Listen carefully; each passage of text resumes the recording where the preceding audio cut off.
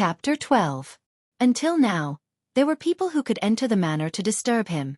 One was Yan Qiji, the second son of Yan Jieshi, and the other was the notorious young master Li of Fengzhou, Li Hanlin. Due to the unfortunate homophony of his name, the former was called Grandpa Eating Chicken by the nearby provinces and counties. However, he was a rare gentleman.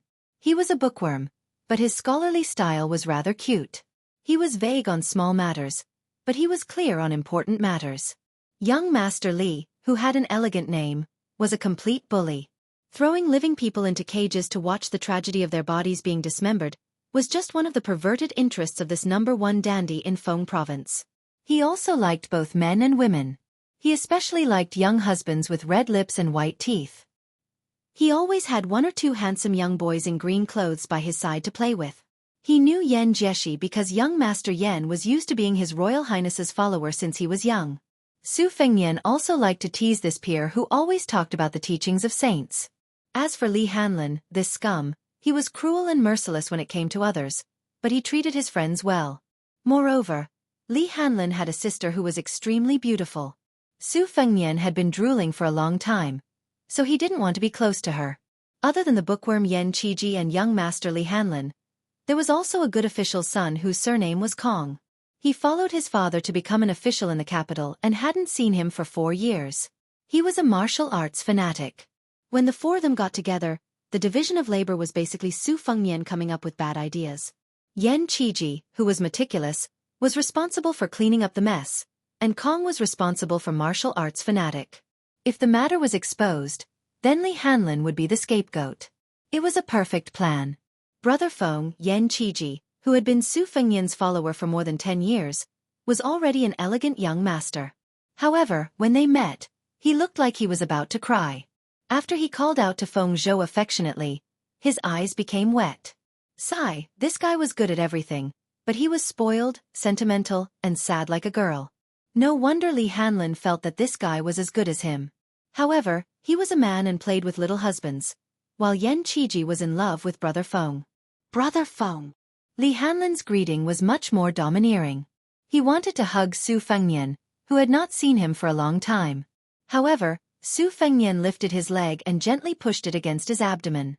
Li Hanlin laughed and said, "Stay away from me. You smell like a man." The gang of scoundrel friends reunited at the top of Mount Qingliang, the White Crane Tower, which was most suitable for gazing into the distance. Hanging outside this building was a couplet: "An old friend sent me down to Yongguan, an immortal helped me up to Mount Huangshan." It didn't come from one of those famous calligraphers in the imperial court, whose words were worth 1,000 pieces of gold. Instead, it came from the 8-year-old Su Fengnian. Now, it looked even more childish. However, even though His Royal Highness had improved, the copyist in the Tide Listening Pavilion, who was also His Royal Highness's half-master, said that this was the most unskilled couplet that His Royal Highness had ever written. Both the words and the meaning were the same.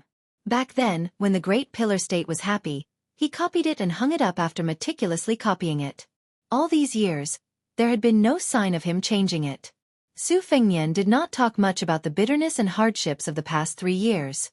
He only picked out some fresh anecdotes of the Wulin world and told them to his 2 contemporaries. Listening to him, the 2 of them were shocked and envious. After drinking a pot of wine, Su Fengnian was almost done talking.